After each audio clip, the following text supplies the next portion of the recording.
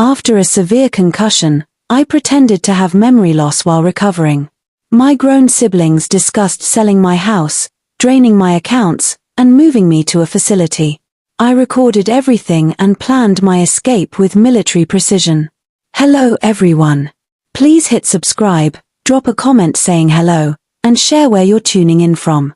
Now, let's dive into this story together. The neurologist's assessment echoed through the hospital room like a death sentence. Severe concussion with temporary cognitive impairment. Memory issues should resolve within weeks, possibly months. I was 45 years old, and 3 days earlier, I'd slipped on black ice in my driveway, cracking my skull against the concrete. My name is Rebecca Hayes. I'd spent 22 years building a successful accounting firm, raised 2 kids as a single mother after my husband left, and owned my home outright. Now I lay in this hospital bed, confused and frightened, while my adult children, Nathan, 26, and Emily, 24, stood at the foot of my bed with expressions I couldn't quite read. "Mom, do you remember us?" Emily asked, her voice dripping with concern that seemed slightly exaggerated. I did remember them. Everything was crystal clear. But something in Emily's tone, something in the way Nathan glanced at his phone repeatedly, made me pause. Call it intuition. Call it paranoia. Call it a mother's sixth sense. I'm not sure, I mumbled, closing my eyes. Everything's fuzzy. That's when I heard it. The smallest sigh of relief from Nathan. So quiet, most people would miss it. I didn't. Dr. Patterson entered, a young resident with tired eyes. The scans look better.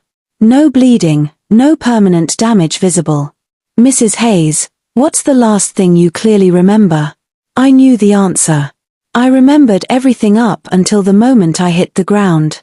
But that tiny sigh from Nathan made me reconsider honesty. I'm not certain. Maybe last summer? I said hesitantly. The doctor nodded, making notes. Retrograde amnesia. Not uncommon with head trauma. Your memory should return gradually. You'll need supervision during recovery, no driving, no financial decisions, no living alone for at least 6 weeks. We'll take care of everything, Emily said quickly, too quickly. She squeezed my hand with a grip that felt less like comfort and more like possession. We'll move Mom into one of our places temporarily. Nathan's phone buzzed. He stepped into the hallway to answer. Through the partially open door, I heard him say, "Yeah, the doctor just said she can't make financial decisions." I know. This could actually work in our favor. My blood turned to ice water. That night, alone in my hospital room, I pretended to sleep while my mind raced. Something was deeply wrong. My children, whom I'd sacrificed everything for, seemed almost pleased about my condition. The nursing staff came and went, checking vitals, adjusting fours. Around 2 a.m., when the hospital quieted, I carefully reached for my phone on the bedside table. I Googled signs of financial elder abuse. The list made my stomach drop. Family members showing unusual interest in finances, isolating the elder from friends, making decisions without consultation, showing impatience about inheritance. Every point felt like a description of the past 6 months since I'd mentioned updating my will. I made a decision that would save my life. I would continue the act.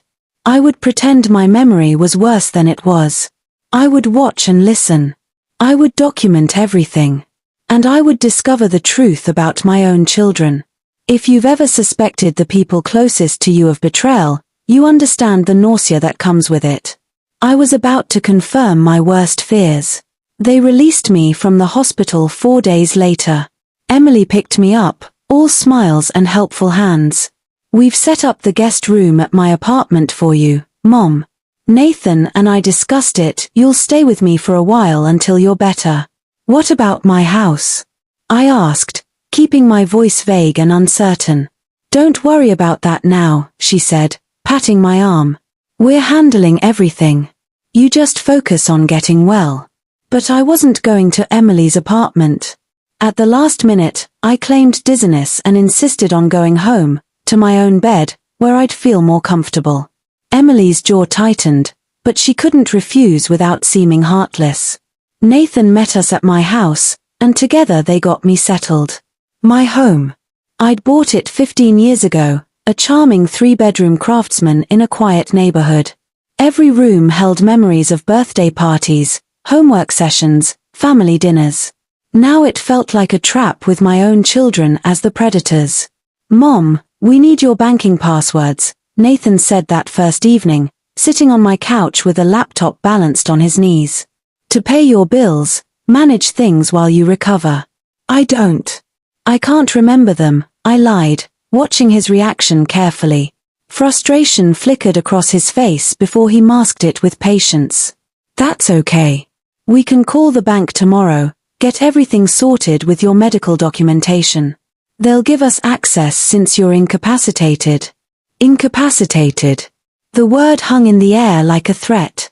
That night, after they left, I called my longtime friend and attorney, Margaret Chen.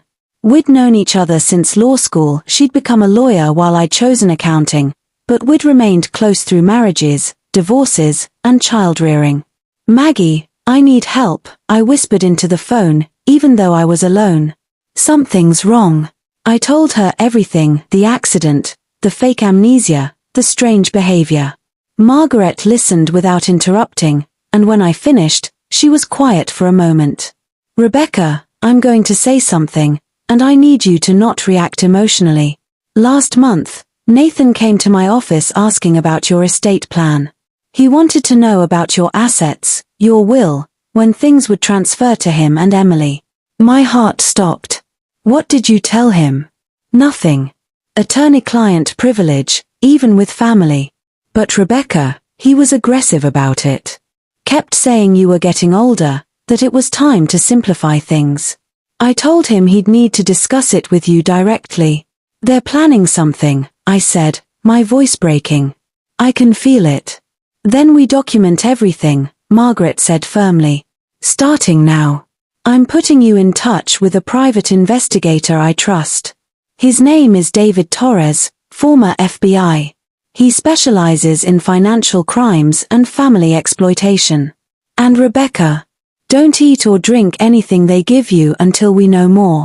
Her warning terrified me more than anything else. David Torres arrived at my house the next afternoon, dressed as a home health aide.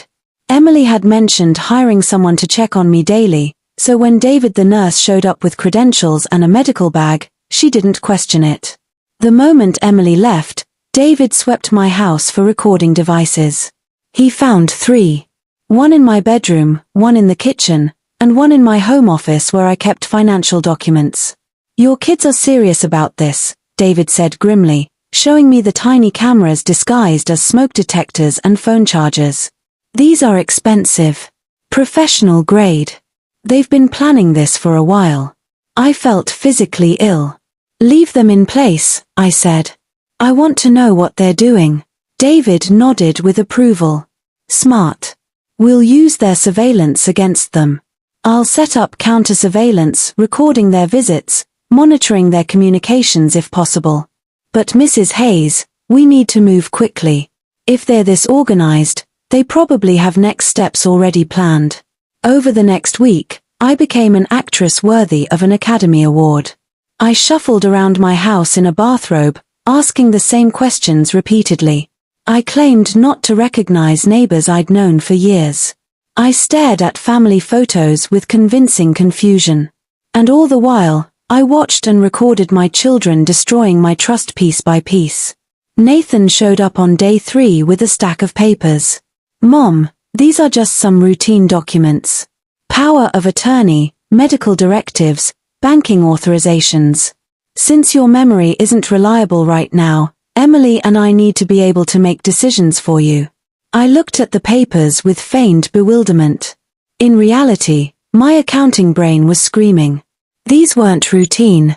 They gave Nathan and Emily complete control over every aspect of my life: financial, medical, legal. With my signature, I'd essentially become their property. "I don't know," I said slowly. "Maybe I should wait until my memory comes back." Nathan's patience cracked, just for a second. Mom, what if it doesn't come back? What if you're like this permanently? Someone needs to handle things. We're your children. We're just trying to help. The guilt trip was expertly delivered. A month ago, I might have signed. Now, I said, let me think about it, and watched him leave with barely concealed anger. That night, I reviewed the surveillance footage David had collected. Nathan and Emily had visited while I was supposedly napping. The hidden camera in my office caught them going through my file cabinet, photographing documents, discussing my assets in clinical detail. The house is worth at least $650,000, Emily said, holding up property records. No mortgage. That's split between us right away. And she's got almost $900,000 in retirement accounts, Nathan added, scrolling through his phone. Plus the business. Her firm's client list alone is worth 6 figures if we sell it right. Emily nodded, chewing her lip. We need those powers of attorney signed. Once we have legal control, we can start liquidating. The house goes on the market immediately. We tell people she needs memory care, that we're making the hard but necessary decision. What about Mom? Nathan asked, and for a moment, I hoped there was some shred of concern in his voice. Emily's response shattered that hope. Memory care facility. Somewhere affordable, not fancy. Medicare covers a lot of it. She won't know the difference anyway with her brain being scrambled. We can visit once a month to keep up appearances. I watched this footage alone in my bedroom at 2 a.m., tears streaming down my face. These were the babies I'd rocked to sleep. The toddlers I'd comforted through nightmares. The teenagers I'd defended against the world. And they were discussing warehousing me in the cheapest facility possible while they divided up my life's work like vultures over a carcass. The betrayal was so complete, so absolute, that for a moment I couldn't breathe. But then rage replaced grief. Cold, focused rage that sharpened my mind and steadied my hands. If they wanted to play games, I'd show them what a 45-year-old accountant with a perfectly functioning brain could do. I met with Margaret and David the next morning during physical therapy, actually a meeting at Margaret's office that Emily thought was a rehab appointment. We have enough evidence to prosecute, David said, laying out photos, recordings, and financial documents. Attempted exploitation of a vulnerable adult, conspiracy to commit fraud, possibly even attempted identity theft with those forged powers of attorney.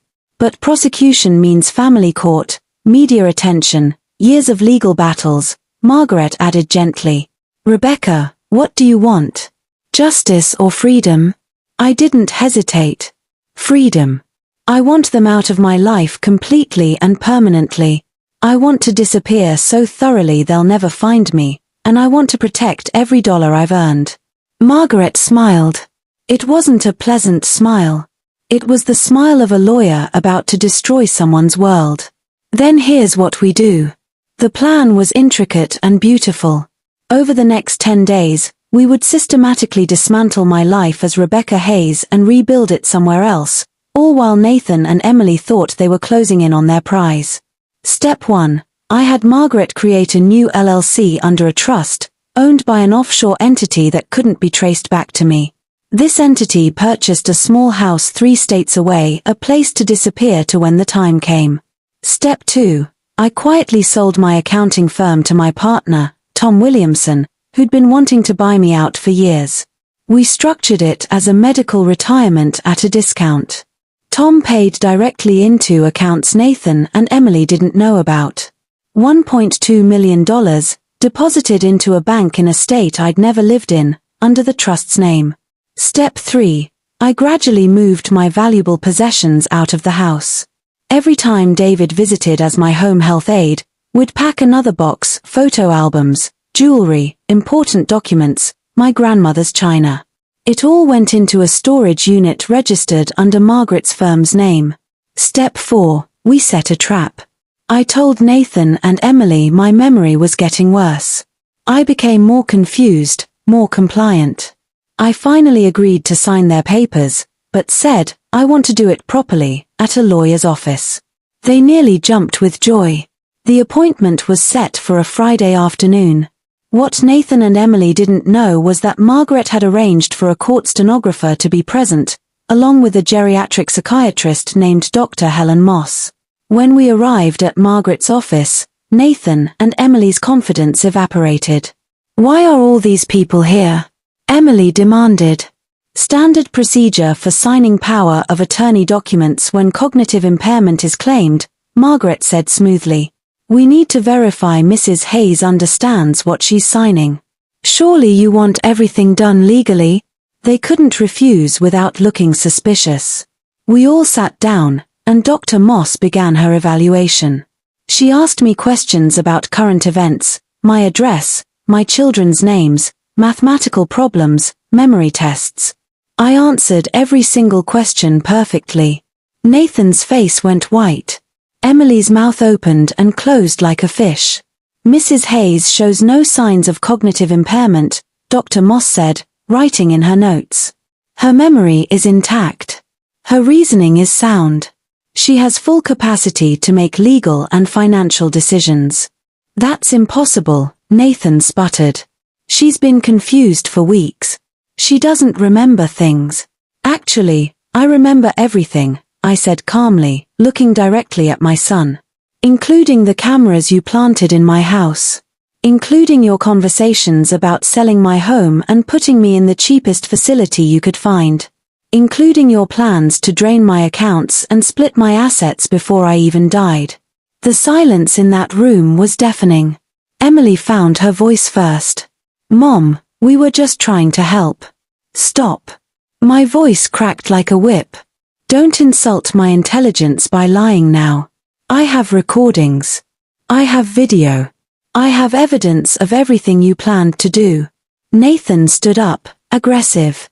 "You've been faking this whole time. That's entrapment." "Actually, it's self-preservation," Margaret interjected. "And nothing your mother did was illegal. You, on the other hand, installed surveillance equipment without consent, attempted to obtain power of attorney through deceptive means, and conspired to commit financial exploitation. I have a folder here with all the evidence, ready to go to the district attorney if necessary." "We're your children," Emily shouted, tears running down her face. "How can you do this to us?" The question was so absurd I almost laughed. How could I do this? "Emily, you were planning to warehouse me in a cheap nursing home while you sold my house and spent my retirement. You talked about me like I was already dead. Like I was just an obstacle between you and money." "We deserve that money," Nathan said, his true colors finally showing completely. "We're your kids. After everything we've put up with, raising us alone, being so strict, making us feel guilty, you owe us." There it was. The entitled core of everything. They believed my life's work belonged to them simply because they existed. "I owe you nothing," I said quietly. "I gave you life, food, shelter, education, love. I sacrificed vacations and new cars and personal dreams to give you opportunities. That was my choice as a parent. But I don't owe you my future security. And I certainly don't owe you the right to exploit me when I'm vulnerable." Margaret opened another folder. "These are cease and desist orders. Neither of you are to contact Rebecca, come to her property, or discuss her with mutual acquaintances. Violation will result in immediate legal action including restraining orders and criminal charges." "And if we refuse?" Nathan asked defiantly. David Torres, who'd been silent in the corner, finally spoke. "Then I deliver this evidence folder to the FBI field office where I used to work. Financial exploitation of vulnerable adults is a federal crime when it crosses certain thresholds. Your mother's assets exceed those thresholds. You'd be looking at federal charges, felony convictions, prison time." Emily burst into hysterical sobs. Nathan's defiance crumbled. They signed the cease and desist agreements without reading them, desperate now to avoid prosecution. "Mom, please," Emily whispered as we prepared to leave. "We made a mistake. We weren't really going to." "Yes, you were," I interrupted.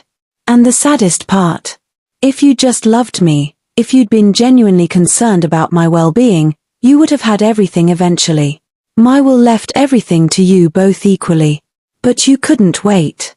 You couldn't just be my children. You had to be thieves. I walked out of that office and never looked back. The next week was a controlled explosion of my old life. My house went on the market not through Nathan and Emily, but through an estate attorney Margaret recommended. It sold in 3 days for $670,000. Every penny went into my trust. I moved out in the middle of the night, taking only what remained after my gradual extraction.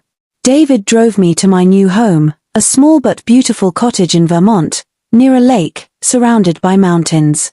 A place where Rebecca Hayes, accountant and mother, could become Rebecca Hayes, retired woman of leisure. Margaret handled the remaining logistics remotely. My retirement accounts transferred to new institutions under new account numbers. My phone number changed. My email addresses closed. Every connection to my old life severed with surgical precision. Nathan and Emily tried to contact me, of course. They sent letters to Margaret's office, which she returned unopened. They created fake social media accounts to try to reach me. They even hired a private investigator, but David had covered our tracks too well. I'd vanished. 3 months into my new life, I sat on my cottage porch watching the sunrise over the lake. Birds sang in the trees. The air smelled like pine and fresh possibilities. I joined a local book club, started volunteering at the library, made friends who knew me only as a recent retiree from somewhere down south. Did I miss my children? I missed who I'd thought they were. I grieved for the relationship we could have had. But I didn't miss the people they'd actually become: entitled, greedy, capable of cruelty toward their own mother. My therapist, a kind woman named Dr. Sarah Mitchell, asked if I felt guilty. Sometimes, I admitted. I wonder if I failed as a parent, if I somehow created those values in them. You didn't, Dr. Mitchell said firmly. You modeled hard work, integrity, and independence. What they chose to do with those lessons was their decision. Some people, when faced with opportunity and temptation, reveal their true character. Your children revealed theirs. One afternoon, 6 months after my escape, I received a package at Margaret's office, which she forwarded to my new address. Inside was a letter from Emily. Mom, I know I'm not supposed to contact you, but I needed to say this. I'm sorry. Not sorry I got caught, but genuinely sorry for what Nathan and I planned. Therapy has helped me see how twisted our thinking became. How we justified it by convincing ourselves you'd want us to have better lives, even if it meant sacrificing yours. Nathan won't admit he was wrong. He's angry, bitter, blaming you for everything. We're not speaking anymore. It turns out when you build a relationship on shared greed, there's nothing left when the greed can't be satisfied. I'm working on myself. I got a better job, started paying my own bills without shortcuts or handouts. I'm learning what you tried to teach us all along, that the only things worth having are things you've earned. I don't expect forgiveness. I don't expect a relationship. I just wanted you to know that your daughter, the one who used to draw you pictures and braid your hair, she's still in here somewhere. And she's ashamed of who she became. I hope Vermont is beautiful. Margaret wouldn't tell me where you went, but she let it slip once that you were somewhere with mountains. Love always, even though I don't deserve to say it. Emily. I cried reading that letter. Not tears of reconciliation, but tears of mourning. Emily's words were beautiful, but words were easy. Changed behavior over years would be harder. And I wasn't willing to risk my safety and peace on the possibility of redemption. I wrote back, a single page, sent through Margaret. Emily. I appreciate your apology. I hope therapy continues to help you grow. I'm glad you're taking responsibility for your life. But I can't have a relationship with you. What you and Nathan planned broke something fundamental. Trust, once shattered this completely, can't be repaired. Not in a parent-child relationship where that trust is supposed to be unbreakable. I forgive you because holding anger hurts me more than you. But forgiveness doesn't mean reconciliation. I hope you build a good life. I hope you become the person you were meant to be. But you'll do it without me. Rebecca. I never heard from her again. Nathan never reached out at all. Margaret told me through unofficial channels that he'd married quickly, divorced badly, and was struggling financially. His karma was handling him without my involvement. My life now is quiet but full. I took up painting, discovered I'm terrible at it but enjoy it anyway. I learned to kayak. I read more books in a year than I did in the previous decade. I have coffee dates with friends who know my history but don't define me by it. I'm simply Rebecca, the retired accountant with the nice smile and the mysterious past. The cottage is decorated exactly how I want it, no compromises, no one else's preferences to consider. The walls are filled with my own art and prints from local artists. I have a garden that grows wildly, beautifully chaotic. Sometimes, late at night, I think about Nathan and Emily as children. Nathan's first day of kindergarten when he cried and clung to my leg. Emily's middle school graduation when she thanked me in her speech for being her hero. Those memories are real and precious. But they're also distant, belonging to different people in a different time. The hardest part of my journey wasn't the planning or the execution. It wasn't outsmarting my own children or walking away from them. The hardest part was accepting that the children I'd raised no longer existed, if they ever did. That perhaps I'd loved idealized versions of them, not their authentic selves. But I survived. I more than survived, I rebuilt my entire life on my own terms. I protected my assets, my autonomy, and my future. I refused to be a victim of my own children's greed. My friend Sarah from book club asked me once if I regretted not having family nearby. Everyone needs someone, she said kindly. I have people, I told her. I have friends. I have community. Family is supposed to be the people who love you unconditionally and protect you. When they don't do that, they're just strangers who share your DNA. A year after moving to Vermont, I started a small consulting business, helping other accountants with complex cases. I work from home, set my own hours, take clients when I want them. I'm rebuilding wealth slowly but surely, and this time, no one knows about it but me and my financial advisor. I've thought about dating but haven't pursued it seriously. After such profound betrayal, trust doesn't come easily. Maybe someday. For now, I'm content being alone, truly alone, not lonely. The scars from that concussion healed within weeks. The scars from my children's betrayal will last forever. But scars are proof of survival, evidence that you faced something terrible and came through the other side. I don't regret faking my amnesia. It saved me from a fate worse than any nursing home. It saved me from spending my final years being exploited by people I loved. That temporary deception revealed a permanent truth. My children had become strangers capable of cruelty.